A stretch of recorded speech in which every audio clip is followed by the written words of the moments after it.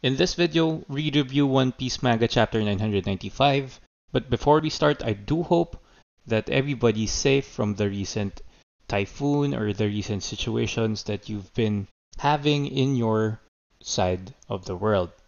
Anyway, let's get right to it.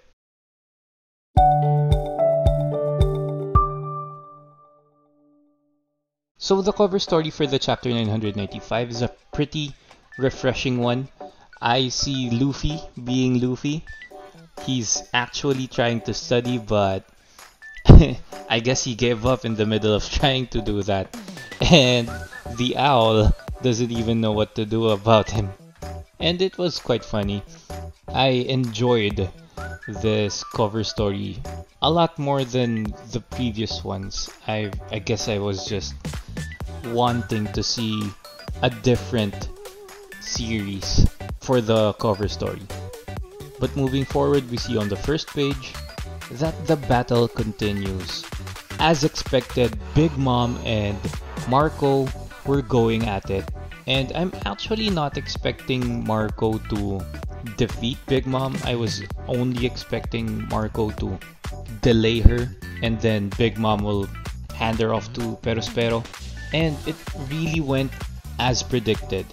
Although I was surprised that Marco was able to deal some damage to Prometheus. And throughout that awesome fight scene, we see that Zeus seems quite exhausted, which was drawn quite funny in the middle of a serious fight. So it really took my attention away from Marco and Big Mom fighting. And then Big Mom catches Marco by the neck, and I actually thought that there was no way that Perospero would miss from that range and with Big Mom holding on to Marco like that. So this scene really got me on edge because it was slowly turning into something that I really wasn't expecting. But then Oda threw us a very obvious curveball. I'm pretty sure that a lot of the fans knew that Carrot and Wanda would turn up at some point during Big Mom and Marco's battle, freeing up Marco from Perospero. Because I actually thought that Big Mom would just hand Marco over to Perospero and that's that. And she would be free to go to the activity hall. I didn't expect Marco to be such a handful that even Big Mom and Perospero would have a hard time dealing with him alone. 2 versus 1, right? And I wasn't expecting Carrot and Wanda to easily slice up Perospero like that. And ironically, Perospero was hit on the eyes as well, so it kinda reminds you of Pedro himself because Pedro had the scar on his eyes. And now Perospero has 2. And I actually love the fact that Carrot and Wanda didn't waste time and they were already in their Sulong forms. Maybe they wouldn't have gotten there on time if they hadn't, but I just really appreciate the sense of urgency there. We see a full-on cover or a full-on shot of Carrot and Wanda's Sulong form, which is beautiful or alluring looking. And I love how Perospero was explaining himself that Pedro blew himself up Nani? And that he was the one that actually suffered from the consequences of Pedro's sacrifice, which was quite funny to me. But Big Mom took that moment and headed off straight into the activity hall. And while she was doing that, she said something curious. I'm taking so much interest in her line that she doesn't have any souls to use against Marco right now. And because of this line, I'm thinking that Big Mom's Soru Soru no Mi has somewhat of a limit with controlling souls and strengthening them. So I'm quite excited to see what would happen when she gets into the activity hall and she finds herself in the middle of Zoro, Marco, Drake. Obviously Queen is gonna be there. Apu as well, or maybe Apu would betray Kaido finally and join the worst generation side.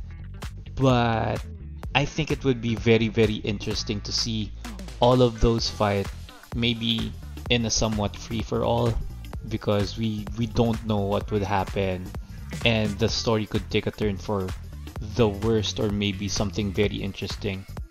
But moving along, we see that Marco actually took notice of somebody that was infected by the ice demon or the plague. And I'm already assuming that Marco would be able to help the people that were infected by the ice demon, and he could take the time to heal those people. Maybe not everybody, but I think that his help would be very much needed by Chopper, who should be making an antidote right now for the people that are infected. And then we see that Apu is being chased by Zoro, and so far he's just been running away because of all of the people that are coming after him.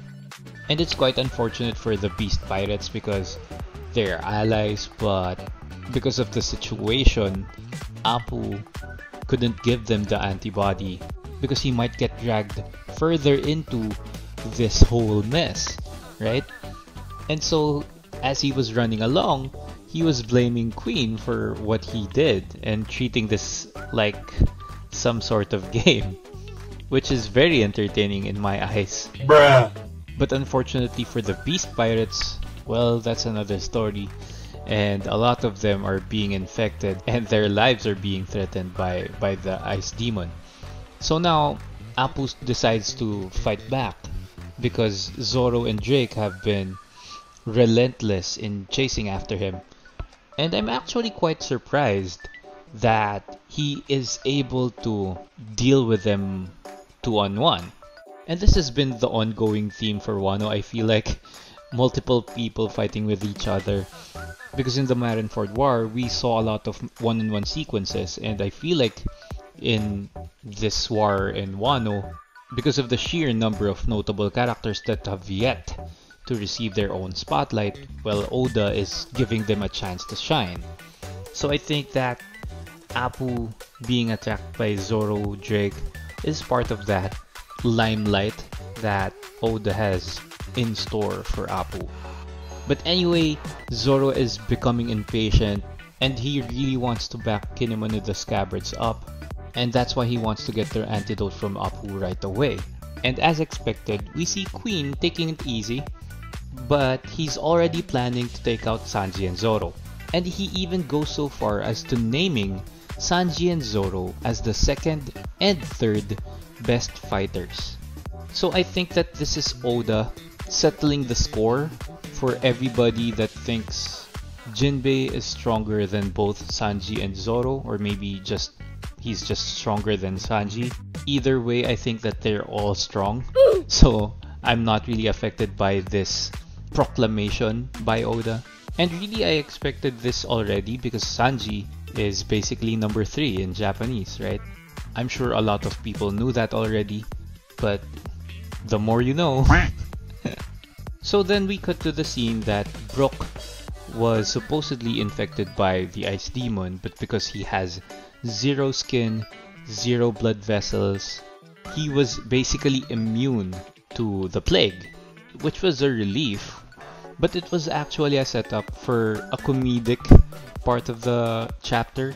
And it's quite weird because Brook always jokes about himself being dead, being skinless, being not having eyes, not having skin, not having this and that.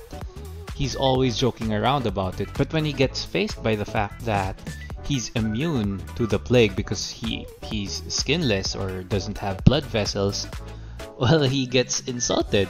Kinda like when the dragon back in Punk Hazard saw him and he was all bones and the dragon didn't want to eat him. He took offense to that as well, which is quite ironic and funny. And it's just one of the many quirks that a lot of the Straw Hats have, which makes the story very, very interesting and entertaining. But anyway, this is yet another setup to Chopper having been infected by the plague and he didn't even notice it. We go past this and we see, finally, Ulti, Usopp, Nami, and Page 1. And they were already in the middle of their fight. We see that Ulti is having a hard time, supposedly, with Usopp's green stars. And this particular green star was the Devil, which was one of the first techniques that we saw Usopp use. And he used this against Demaro Black, the person that was impersonating Luffy back in Sabodi post time skip.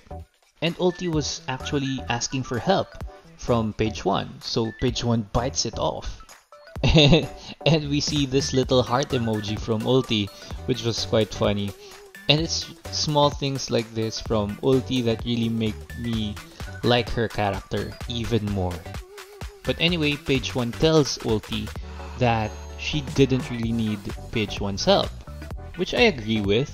I think that Page 1 and Ulti can handle themselves very well against Usopp, Nami, maybe even Chopper and Brook. I think they're much more capable than those four, and we see their abilities in full display here. So Usopp does another attack, and now it's the Bamboo Javelin. And he directs that attack to both Ulti and Page 1, but it was useless in front of those two. So Ulti now gets mad and decides to hit Usopp with another Skull Cannon. And we see here that Ulti's Skull Cannon has these lines coming out of them again. At first we saw this with Luffy, so I thought that Ulti was able to use Conqueror's Haki, but I think that this was just some creativity by Oda and his team to show off just how strong this attack was. It's over 9,000! And poor Usopp, he was hit literally head on by the Skull Cannon, so it crushes him. And we know just how durable and enduring Usopp could be.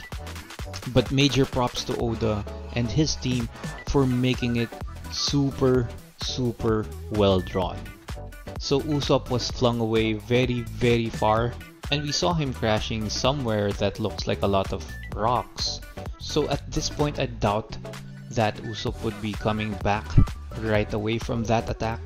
And I was super distracted by how Nami was being drawn. I think it was tantalizing, to say the least. But now, Ulti switches her attention onto Nami and she pleads and begs for her life. But Ulti was trying to make her say that Luffy will never become the Pirate King. And Ulti was visibly getting madder by all of this chit-chat with Nami because her forehead had a lot of spikes coming out of it. So I'm taking it as Ulti being so angry with this whole exchange. We see Nami being Nami and Usopp being Usopp. Nami just starts crying with the fact that her life is flashing right in front of her, and Usopp is just saying to himself or thinking to himself that, yeah, it's fine. Just pretend and tell them that Luffy won't become the Pirate King just so you can save your life. And you can buy yourself some time after that. But Nami actually pulls a fast one on us and proclaims that Luffy will definitely become the Pirate King. She had her Usopp moment, because Usopp has had a lot of moments like this one where he proclaims that Luffy becomes the Pirate King. Sanji and Zoro as well. I think Chopper had one as well. We don't even have to talk about Brook because he's had plenty of those already. And understandably, Ulti becomes so angry at this. And I was actually shocked by the fact that Usopp was able to gather himself and tell Nami to run away. And I think that Nami already accepted her fate with what happened or with what she said.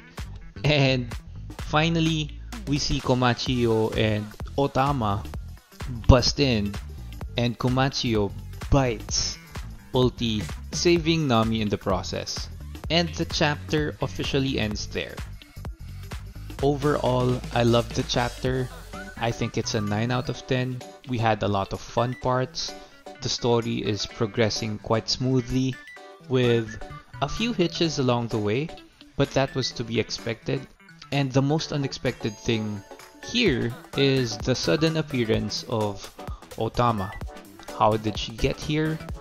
I'm assuming that she's with the Tenguyama Kitetsu, the swordsmith that was taking care of her. And so with her Kibidango, I think that she would make a lot of the beast pirates turn and pledge loyalty to her. So a lot of the theories regarding Tama might be coming true because of her appearance here. And I'm really excited to see more of the upcoming chapters, especially for chapter 1000. So that's all for today's video. I hope you enjoyed it. Crush like if you did, especially if you love One Piece.